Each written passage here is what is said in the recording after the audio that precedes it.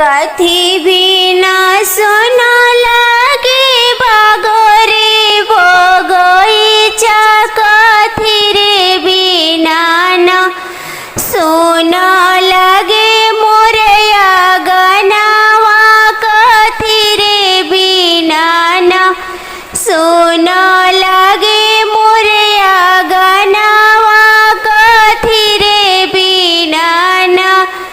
collar बिना सुना लगे बागरे बगीचा बालक बिना न सुना लगे मोरे अगनावा बालक बिना न सुना लगे मोरे अगनावा बालक बिना न अरजी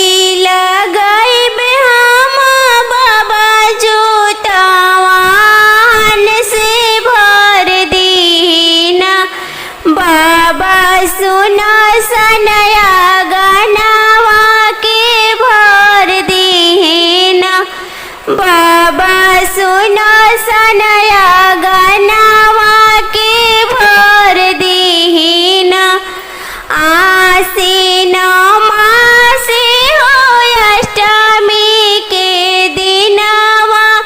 जे हो खिलाना उजे जुतिया की बरतिया जे हो खिलाना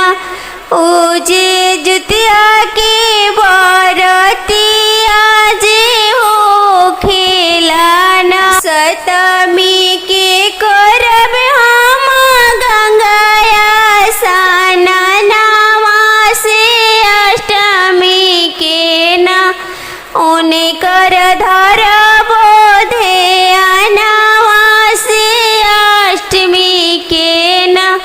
उनकर धरब